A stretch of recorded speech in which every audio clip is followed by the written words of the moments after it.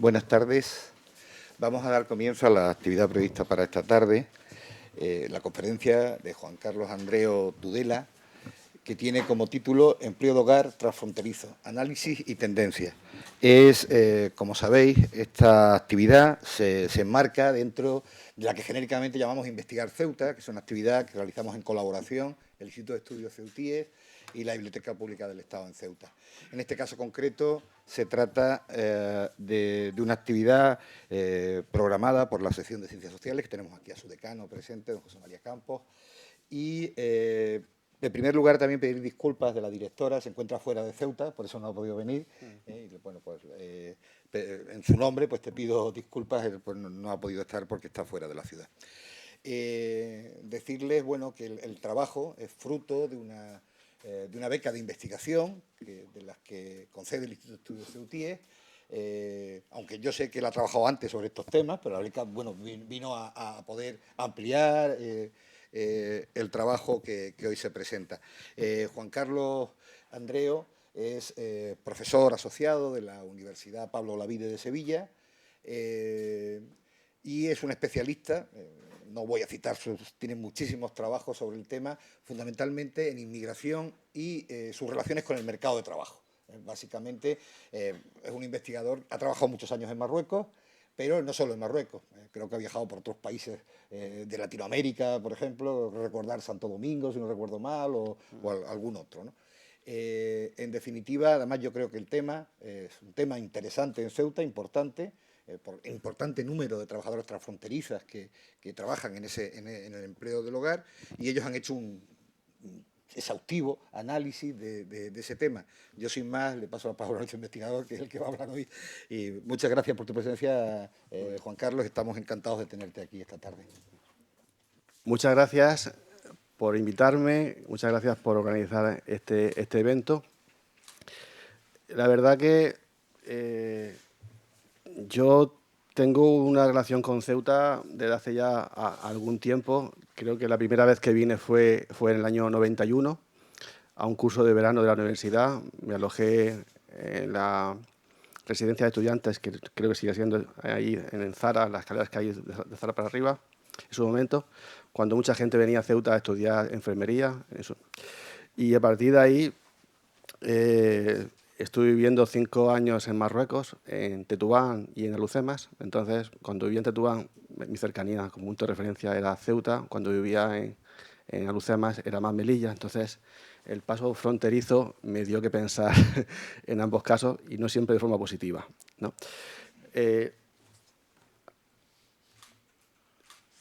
Justamente en el contexto de mi experiencia y de paso, cuando venía a Ceuta y también a Melilla, estaba haciendo mi doctorado, y uno de los módulos que hice era sobre antropología de las fronteras. Y fue un poquito el germen, el origen de toda esta reflexión con respecto a cómo funcionan las fronteras, qué elementos hay que tener en cuenta, el posicionamiento político, la cuestión socioeconómica, el ámbito cultural.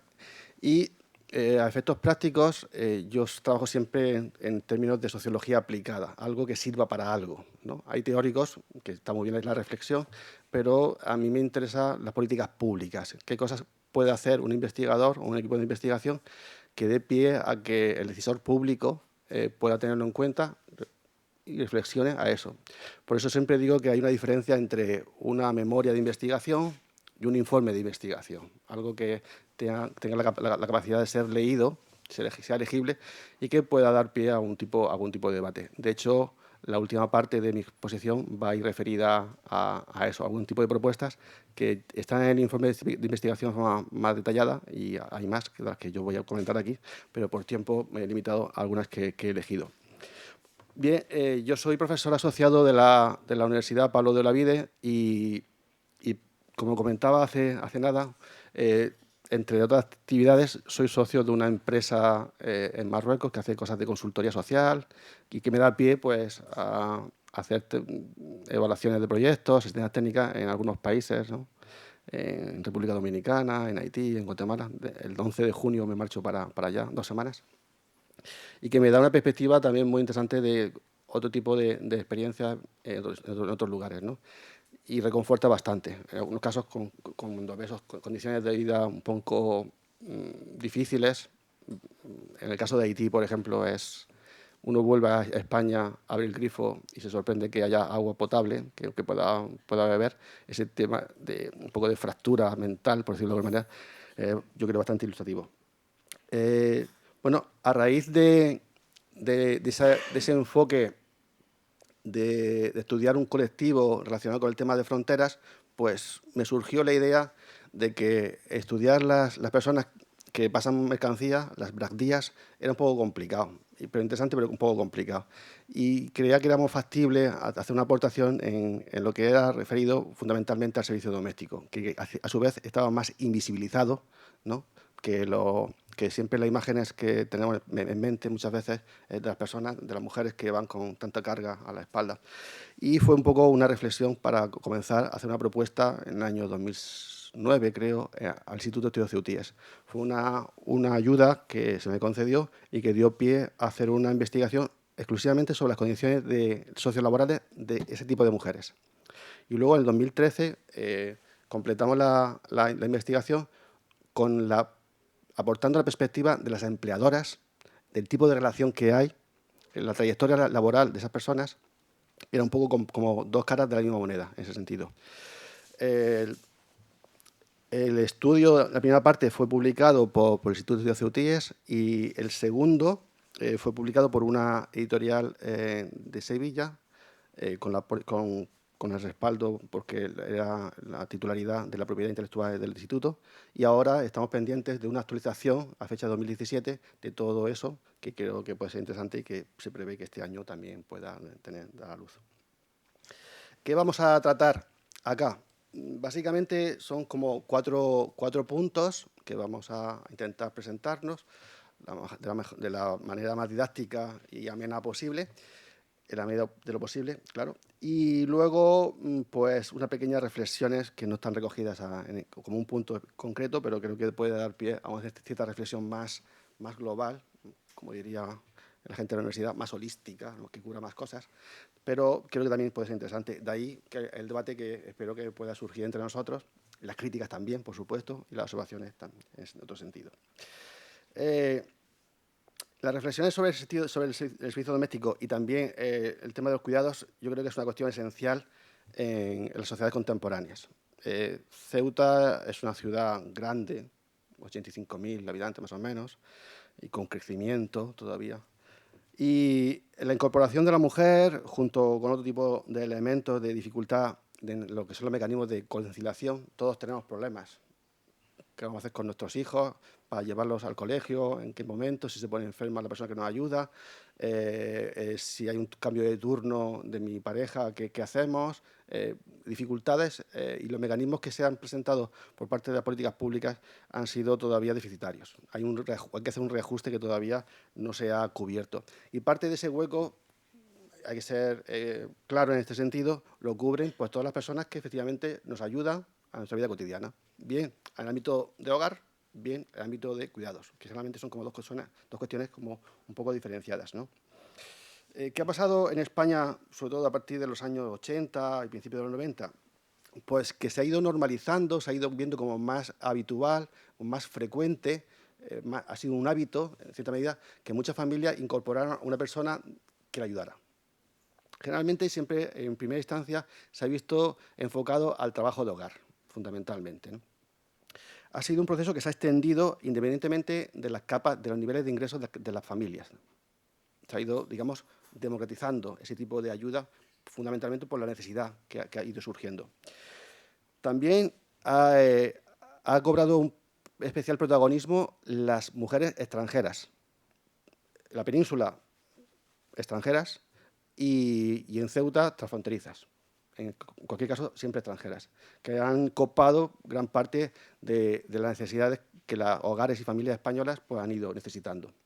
Y luego, un proceso de cierta irregularidad desde el punto de vista de lo que es el ámbito de la contratación pública, de la contratación de tener contrato realmente esas personas, y luego también ha sido una cuestión como muy sempiterna de que ha estado muy invisibilizada. No se ponía cara a esas personas. En la frontera, como comentaba antes, es muy visual ver las personas que pasan con mercancía, pero una persona que pase intentando llegar a tiempo para que la familia pueda hacer realmente su vida diaria, pues no sabe exactamente qué hace cuando pasa, ¿no? O a qué viene. Y muchas veces también ese tipo de trabajos, yo siempre digo a mis alumnos en la universidad que hay diferencia entre trabajo y empleo, ¿no? Y se quedan un poquito así, son de segundo de carrera, se quedan un poquito así parados. Un empleo es un trabajo remunerado, ¿no? Muchas de las cargas familiares que todavía de forma mayoritaria desempeñan las mujeres en casa es un trabajo. Yo creo que nadie puede dudar de eso, lo que pasa es que no está remunerado, ¿no? En este caso sí está remunerado, pero ¿con qué condiciones? Es un poquito el cambio que se pone. En el año 2011 se aprobó una nueva normativa que ha marcado un antes y un después en lo que ha sido el servicio doméstico en España. Antes de 2011 había un régimen especial de empleadas de hogar y a partir de 2012 ese régimen desaparece y se integra como un sistema especial dentro del régimen general. ¿De acuerdo? Y por parte del Estado se pusieron las bases para que se regularizaran la situación de esas personas. Y si no era así, había multas manifiestas. Fue una sensibilización indirecta, por decirlo de alguna manera, pero dio como resultado que a nivel estadístico saliera a la luz emergiera gran parte de ese empleo sumergido, por decirlo de alguna manera directa, ¿no? Nosotros, el enfoque del proyecto fue sobre todo de carácter cualitativo, no más, porque la escala del proyecto es pequeño, por decirlo de alguna manera, los recursos son muy limitados, damos las gracias al instituto, pero es poco lo que se puede hacer. Entonces, siempre hay que ajustar los recursos a los resultados que uno puede aportar. Y en ese sentido, el enfoque fue quali y no fue quanti. No intentamos medir cuánta gente pasa por la frontera, sino cuál es la realidad de las personas que pasan y que trabajan, ¿no? Entonces, entrevistamos a las mujeres empleadoras, fundamentalmente son mujeres, o hombres, pero generalmente son mujeres, a las empleadas de hogar, a la representante de Oficina Única de Extranjeros. También hicimos, aquí en Ceuta en ese momento, en 2013-2014, no había muchas empresas de servicios que hicieran trabajo directamente como empleada de hogar, sí de limpieza de oficinas, pero no. Y entonces hicimos un pequeño estudio de casos en Sevilla para darnos idea de qué podemos hacer propuestas a efectos del ámbito más geográfico limitado de Ceuta. Y luego hicimos un taller participativo con diferentes agentes sociales de aquí, de la ciudad autónoma, para dar una idea de cómo empezamos a trabajar. Las fuentes que utilizamos a nivel estadístico pues, son la del Padrón, la del Ministerio del Interior, sobre todo para temas de extranjeros, y luego afiliaciones de la Seguridad Social del Ministerio de Seguridad Social. Sobre todo, el núcleo fundamental de esa parte cualitativa que comentaba anteriormente estaba muy enfocado a reclutamiento y trayectorias. Cómo se selecciona, cómo se contrata a esas personas y cuál es la trayectoria de relación que hay con la empleadora. La relación con la empleadora a nivel del propio hogar. Hay tiranteces, una relación fluida en términos de comunicación, de respeto y demás. El tipo de contratación y las condiciones laborales. Un poquito, pues, si hay contrato, no si hay contrato, qué tipo de condiciones, si hay vacaciones, no hay vacaciones, qué tipo de trabajo se hacía y demás. Y luego la valoración de las propias empleadoras sobre qué era la aportación que realmente esa persona que estaba en su casa le hacía. Y eso básicamente será lo que tratemos. Por dar una imagen un poco así impresionista y para que veamos realmente el núcleo de la cuestión, que cómo está realmente directamente relacionado con la representatividad, la sobrerepresentación a ultranza, por decirlo así, de lo que son el servicio, se me escucha, ¿no? El servicio especial de empleadas de hogar, ¿no? Sobre el total de altas de afiliación. Esto es un dato muy reciente. De las 1.200 y poco, las que corresponden a extranjeros, que mayoritariamente que corresponden a un porcentaje muy altísimo de... vale, que ya tenga voz más... comentaba que es un dato muy reciente y evidencia que sobre el total de extranjeros, de personas que están con una afiliación a la Seguridad Social en el ámbito del servicio del sistema especial de empleo de hogar, mayoritariamente, casi un 95%, o sea,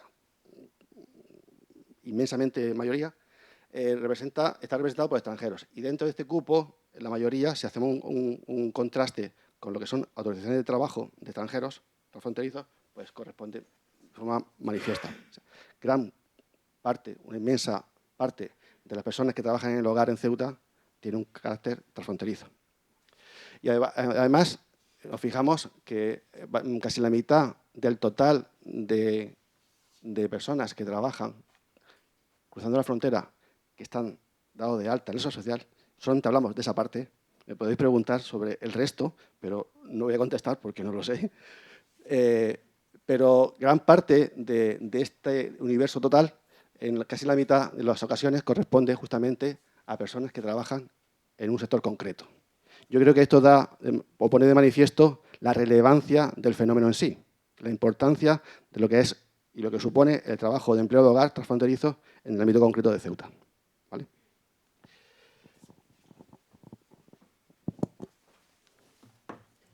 Sí. Luego, como comentaba anteriormente, la diferencia entre 2011 y 2012 es un crecimiento abrupto, ¿no? Se evidencia claramente que se produce un aumento bastante relevante en lo que son las renovaciones de las tarjetas de residencia, de las autorizaciones de trabajo transfronterizas, que podemos hablar un poquito del tema, porque a nivel normativo supone para todo el mundo, como se suele decir en Andalucía, algo muy pejiguero, algo muy molesto. Las renovaciones hay que flexibilizar la posibilidad de que sean plurianuales, que el ejercicio burocrático que haya que hacer para eso sea mucho más flexible y ligero, porque a nadie le favorece esa burocracia en sentido claro. Entonces, lo que quiero decir con esto es que en 2012 se produce este crecimiento en función o como resultado del cambio normativo, pero lo interesante de todo esto es que a partir de ese año se mantiene el número total de personas afiliadas. Es cierto que se produce un cambio en algunos casos de que la contratación a tiempo completo cae por horas, porque se pueden contratar por 40 horas, 30 horas, 20 horas, pero el puesto se mantiene. Quizás lo que se produce es un cambio en el total de horas trabajadas, ¿no? Sobre todo por el incremento que ha supuesto el pago de la parte empresarial por la contratación de una persona. A pesar de ello, no sé si se conoce, generalmente hay un 20% de bonificación por la contratación de esas personas, que es una disposición adicional de la ley que estaba prevista para el año 2013-2014, pero luego se ha ido prorrogando en el tiempo, salvo 4 o 5 meses el año pasado, pero eso se ha ido manteniendo en el tiempo. Entonces, una de las propuestas justamente es que no se mantenga en el tiempo como algo excepcional, sino que realmente se considere como algo estructural y, por tanto, esa bonificación se interiorice por parte del Estado para favorecer realmente el mantenimiento de esos puestos de trabajo e incentivar, a su vez, que haya más gente que todavía no está contratada y que el empleador o la empleadora dé el paso porque ve que no paga tanto como debería en un momento dado, ¿no? Y luego, a partir de ahí, pues creo que la corriente o la tendencia entre el total de renovaciones y en el caso concreto de servicio doméstico, pues anda paralela. Yo creo que es un proceso que manifiesta, digamos, el carácter estructural de la presencia de trabajadores transfronterizos en Ceuta, bien sea a nivel general o bien sea en el sector concreto de servicio doméstico. Forman parte de lo que es el tejido, digamos, de los mercados de trabajo a nivel local.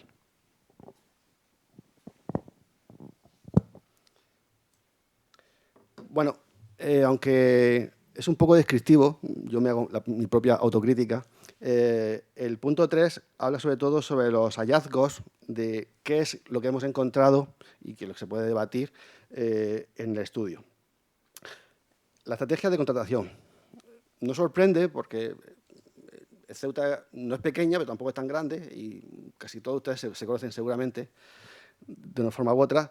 La estrategia básicamente el boca a boca, el conocimiento de que yo tengo necesidad de contratar a alguien, si tú conoces a alguien, y empieza a producirse ese tipo de red informal que al final termina porque yo conozco a alguien que ha trabajado conmigo, voy a preguntar a ella a ver si ella conoce a alguien a su vez.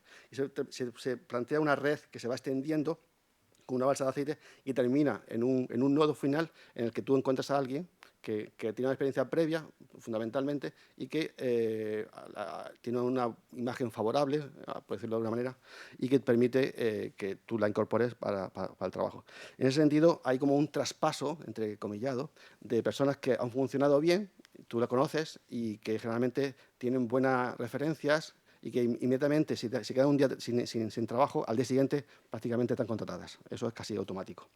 Y luego, la estabilidad en el número, que es un poquito lo que apuntaba en la gráfica anterior, que antes del 2011 había un número estipulado, datos oficiales, de 650 personas dadas de alta en el antiguo régimen especial de empleados de hogar, y que tras la crisis, tras la modificación normativa y a pesar de la crisis, mejor dicho, ese número se ha estabilizado en torno a 1.150, 1.170 aproximadamente.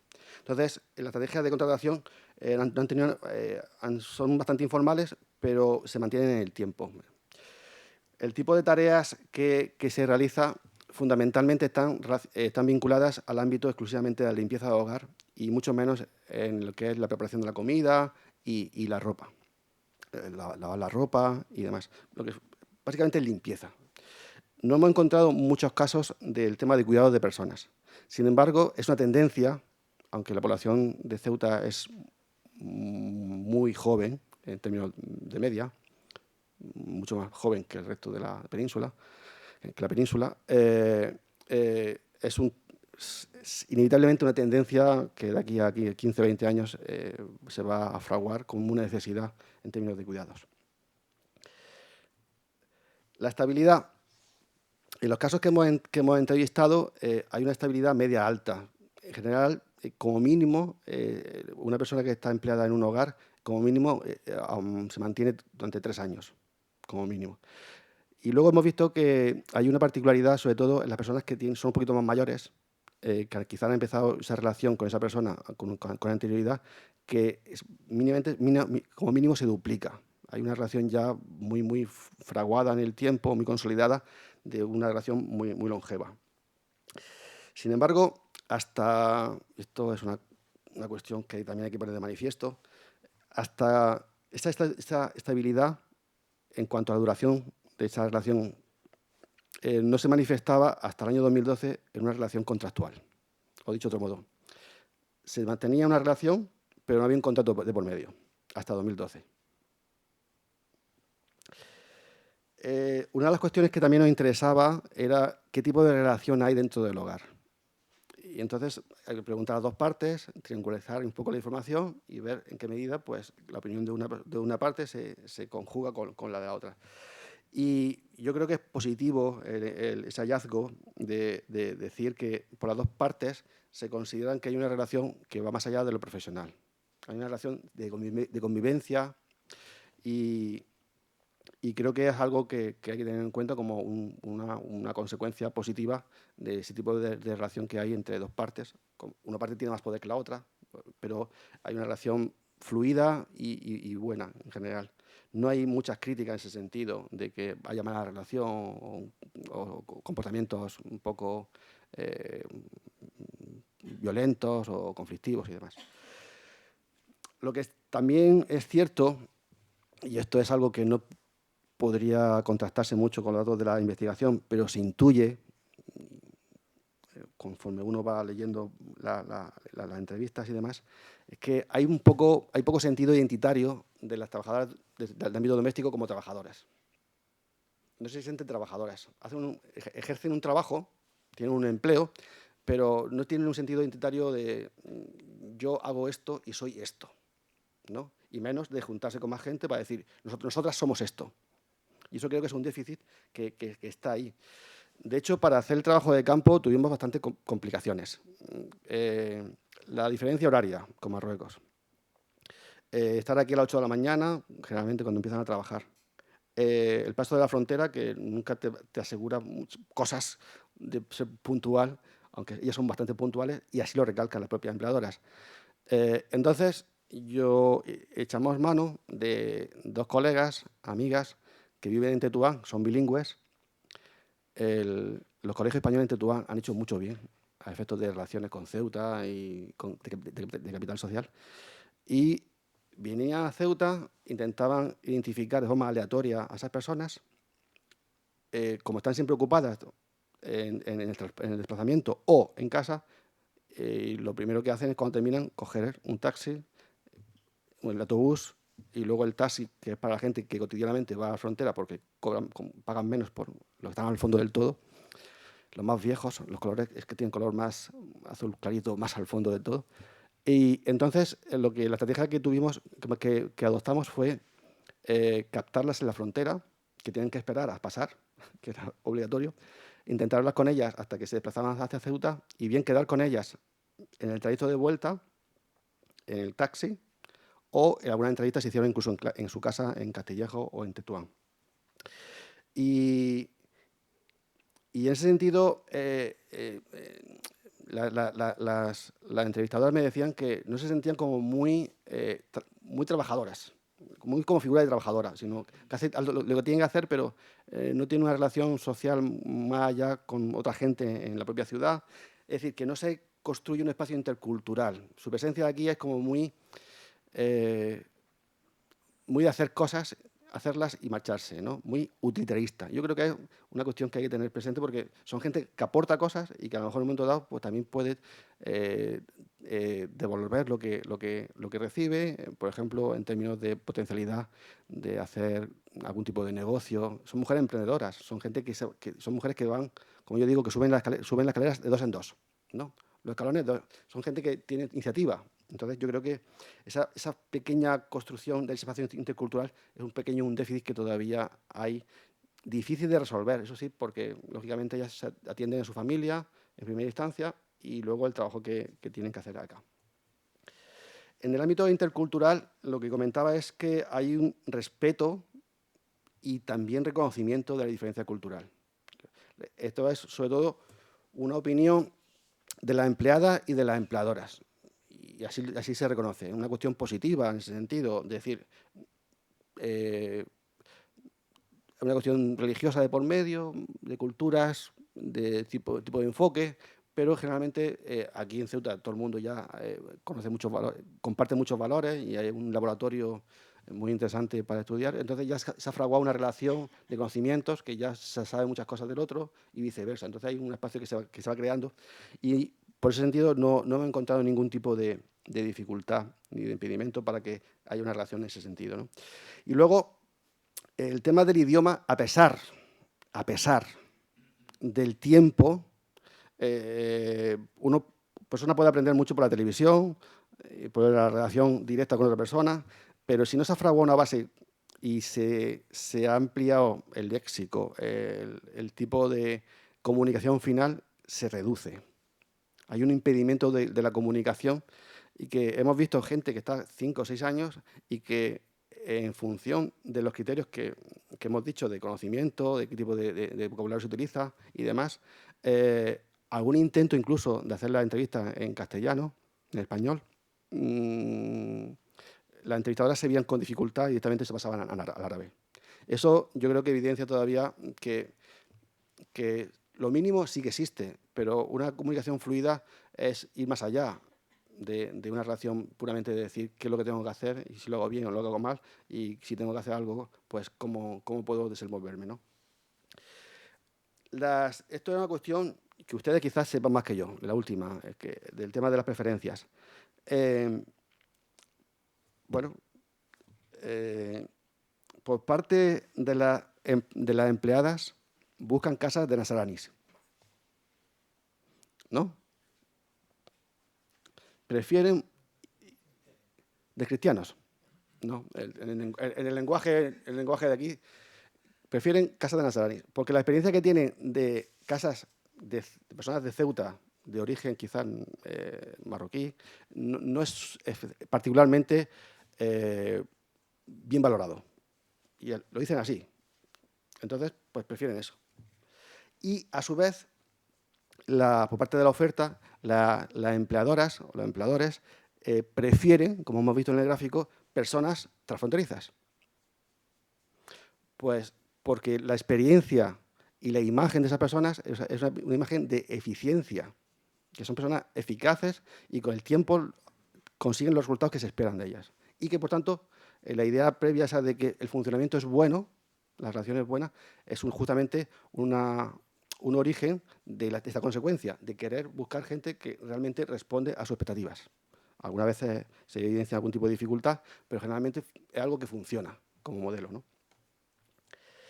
El tipo de trabajo, hay como dos perfiles diferenciados. Habría que decir, sí, dos. En primer lugar, hemos encontrado perfiles de personas que trabajan todos los días, de lunes a viernes.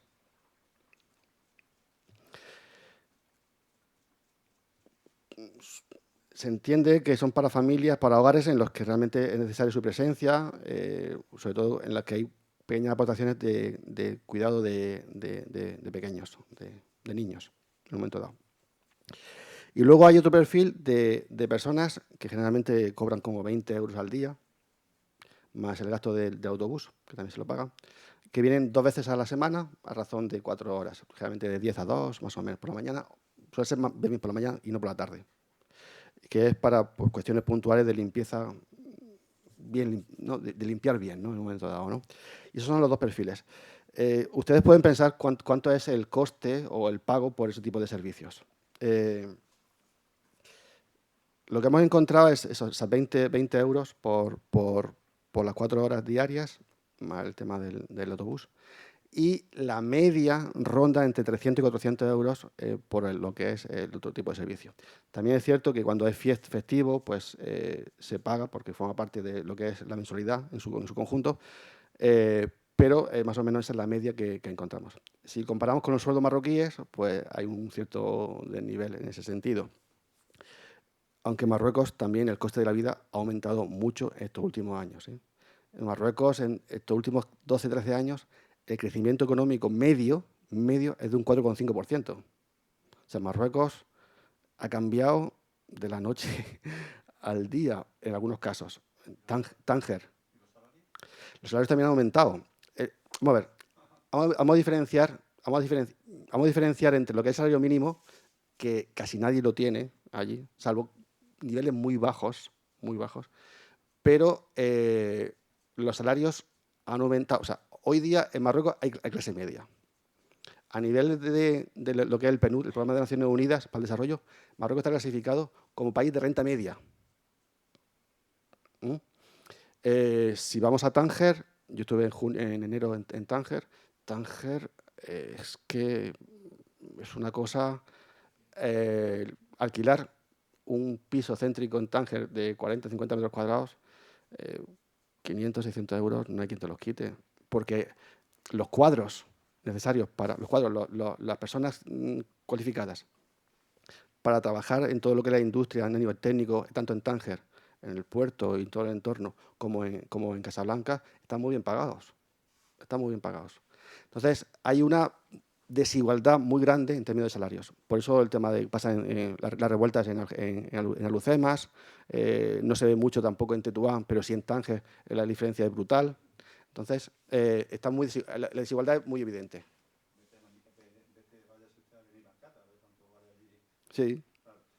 Sí, Benimacada antes era un barrio alejado de Tánger, ahora es un barrio cerca de Tánger. Sí, bajo, sí, pero repito, hay clase media, que antes no había.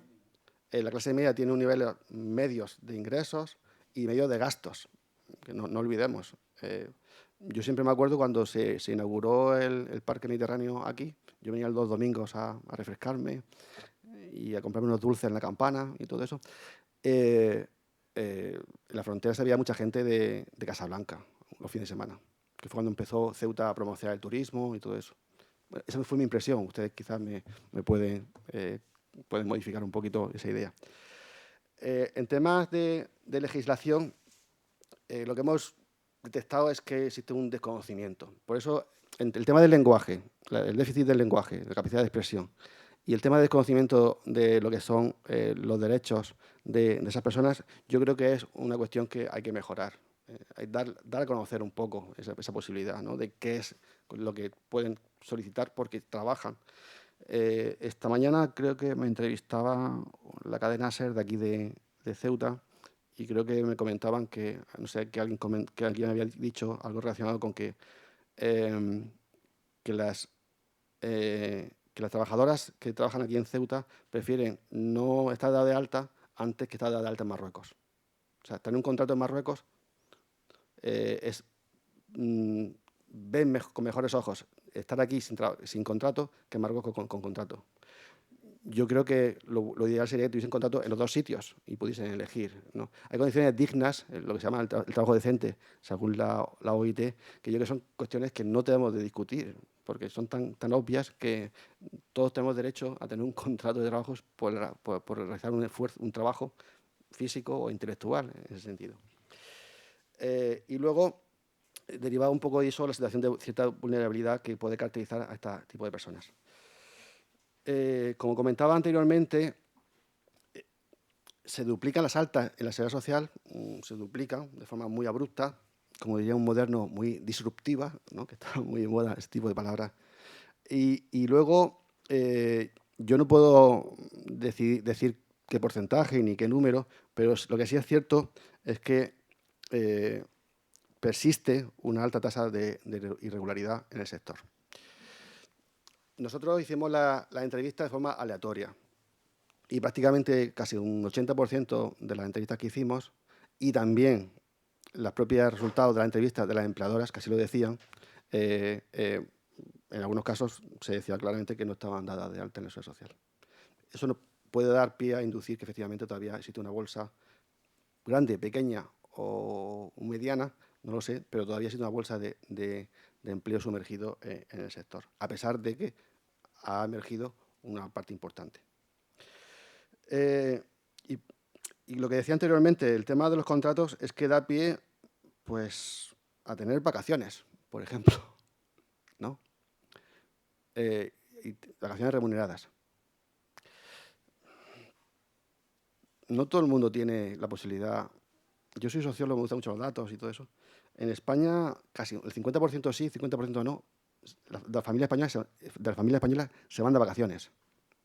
Una cosa es tener vacaciones, otra cosa es, o sea, una cosa es tener tiempo libre y otra cosa es tener la posibilidad de ocio, ¿no? Una cosa es estar tirado en el sofá y otra cosa es irse a no sé dónde para disfrutar de la visita de un sitio, ¿no? Pero ya en sí mismo el hecho de no trabajar y tener una remuneración por ese tiempo de trabajo, por ese tiempo, yo creo que es una cuestión pues, inherente al derecho, ¿no? Al derecho laboral. Y desde el punto de vista moral, pues ni qué decir tiene. Y luego existen, cuando no existe contrato de por medio, lo que sí hay son ciertas compensaciones puntuales, en términos de días libres, en términos de algún tipo de dinero complementario, cuando empieza el Ramadán o al final del Ramadán, o cuando ya conocen que la figura o la idea de Reyes Magos también existe en en el Islam, ¿no? Y entonces, pues hay casos que hemos visto en las entrevistas que las empleadoras dan una pequeña cantidad de dinero para que compren algún tipo de ropa nueva para los hijos o las nietas de las personas que emplean, ¿no? En Marruecos, sobre todo, los niños todavía tienen ilusión por recibir ropa nueva cuando lo que son los reyes suyos, ¿no? Nosotros creo que hemos perdido un poquito de eso. Los niños piensan más en la Xbox y esas cosas, pero allí sí. Y luego, algún tipo de propuestas. A mí me gusta mucho lo que es la sociología prospectiva, ¿no? De pensar qué puede pasar en el futuro, juntar a la gente que es experta en la materia, preguntarle, debatir con ellos y ver hacia dónde van las cosas, ¿no? Y yo creo que estamos en un punto en el que cabe la reflexión de seguir pensando en la necesidad de sacar ese empleo sumergido, mejorar un poco las condiciones y ver qué podemos hacer, ¿no? Yo he planteado tres ámbitos de posibilidad de debate, ¿no? Una parte que es la parte normativa, la parte de legislación, que es cierto que incumbe más al Estado que a una comunidad autónoma, a una ciudad autónoma, en casi todos los casos. Un tema de sensibilización, que eso sí es una competencia más de ámbito más local, y un tema de formación que también lo es en ese sentido más local, ¿vale? En primera instancia, España no ha ratificado un convenio 189 que es sobre servicio doméstico. Básicamente, ¿por qué no lo ratifica? Yo lo he ratificado como 14 países a nivel europeo, y es porque si lo ratifica tiene que asumir que las trabajadoras de hogar tienen derecho al desempleo, que no es el caso todavía en ningún sitio en España, sean extranjeras o sean nacionales. Eso no. Esa es básicamente la objeción principal. Como comentaba anteriormente, ahora hay una reducción del 20%, una bonificación de lo que la persona que emplea a una empleada de hogar tiene que pagar, como la parte empresarial, ¿no? Yo lo que creo es que, en vez de decir que sea una cuestión provisional, debe ser algo directamente que asuma el Estado para realmente facilitar la contratación y el mantenimiento de esos puestos de trabajo, pagando menos por ese tipo de contrato. Luego, en algunas comunidades autónomas, como en Galicia o en Andalucía, la parte del tramo autonómico de IRPF tiene una deducción de 200 euros, no, del 20% también, del 20% del total que se le paga a la empleada. Entonces, pues en la base total pues se exime de ese 20%, lo cual también incentiva que realmente se pueda contratar con mayor facilidad. Luego, el tema de las renovaciones de las autorizaciones de trabajo es de un año, hace 2 años era así, no me da tiempo a contrastarlo, y requería que cada año, aunque fuesen simplemente para renovar, se presentara uno el dossier con los mismos papeles en la Oficina Única de Extranjeros. Porque tienen que ser renovaciones anuales. Yo eso nunca lo he comprendido del todo bien. Porque, ¿por qué no puede ser cada 2 años, cada 3 años? Si en el momento que se rompa la relación laboral, por decirlo de alguna manera, pues se va y se informa de que yo no continúo trabajando con esa persona. Y esa autorización pues deja de estar vigente. Es mucho más práctico, más directo y supone un nivel de burocracia menor. Y luego el tema de la prestación por desempleo. Es una cuestión que al Estado le costaría dinero. Es una cuestión de tesorería, por decirlo así, de alguna manera. Los otros 2 ámbitos son el de la sensibilización y el de la formación. Yo creo que puede dar pie, en el contexto de Ceuta, a que vaya un encuentro entre empleadas y empleadoras para hablar entre sí, un poco mostrar las experiencias que tienen, la perspectiva, las imágenes que tienen por cada lado, y crear un poquito un espacio común de una vez al año o algo así, de conocerse un poquito más, ¿no? Hacer una especie de convivencia. No solamente porque la relación, como comentaba anteriormente, es de la empleada con la empleadora, pero no hay un contexto que facilite un poquito la relación con otros tipos de personas. Yo creo que eso puede ser interesante porque al final incluso habrá bolsas de empleo que en un momento dado puedan ser resultado de ese tipo de encuentro, ¿no? Poner en evidencia lo positivo de esa relación que comentaba anteriormente existe en Ceuta en términos de relación. Pues algún tipo de material didáctico o un vídeo en el que se evidencie justamente lo bueno de tener ese tipo de relación fluida y de lo útil que puede ser tener esa persona contratada y el beneficio que supone a efectos del día a día de una familia. Simplemente eso. Y luego una pequeña guía bilingüe con datos básicos sobre los derechos que tienen las empleadas. Y también con contenido para facilitar la contratación por parte de las empleadoras. Bilingüe. Yo sé que el árabe, pues árabe clásico, no es el árabe dialectal, en fin, pero hay un cierto dificultades. Pero bueno, ya de hecho en sí el intento, yo creo que en sí mismo merece la pena. Y luego, el tema de cuidados, como comentaba anteriormente, es un tema que cada vez va más. Eso no tiene vuelta de hoja, ¿no? Además, España, no Ceuta ni Melilla, pero sí el resto de España, es uno de los 5 países con mayor tasa de de personas mayores de 65 años. Vivimos mucho, los españoles, somos el tercer país en esperanza de vida, y eso tiene una serie de consecuencias, que no nos gusta morirnos, ¿no? No sé si ustedes saben que a Woody Allen le preguntaban, ¿usted qué opina de la muerte? Pone, no estoy de acuerdo, ¿no? Los españoles no estamos de acuerdo con morirnos y duramos mucho, pero eso también tiene como repercusión que en una parte de la vida, de la última parte del trayecto de nuestra vida, vamos a requerir la necesidad de cuidados. Y en ese sentido hay que ver cuáles van a ser las necesidades, por ejemplo, de un entorno como puede ser Ceuta, en ese sentido. ¿Cuáles van a ser las necesidades de cuidados y quién va a poder ofrecer ese tipo de servicios, ¿no? Y luego, una formación en materia de normativa. Yo creo que muchas veces algunas personas que aprenden español, por ejemplo, se puede incluir un pequeño módulo, un par de horas o 3, para explicar un poquito cuáles son, pues, lo que hay que hacer para qué es la seguridad social, qué es lo que está aquí al lado, ¿no? Cuáles son los recursos que hay y también cuáles son las condiciones que normalmente están en convenio, si trabajan en un sector concreto o cuáles son las características más habituales de la contratación de servicios domésticos. Esto es los hallazgos, ¿no? La reflexión última, así, era que Ceuta es en Andalucía, salvo las capitales de provincia y Jerez, y algunas alrededor de Sevilla, Alcalá o Dos Hermanas, más de 80.000 habitantes, 9, 10 ciudades, 11 quizás, en toda Andalucía.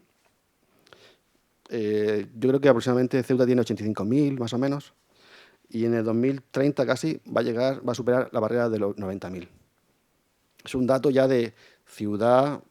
Una ciudad no es una gran ciudad, que son cuando superan 400.000 habitantes, pero es una ciudad ya con un empaque suficiente como para decir que el crecimiento demográfico corresponde en un 11% a personas en la pirámide de población con respecto a la media española, que es un 18%.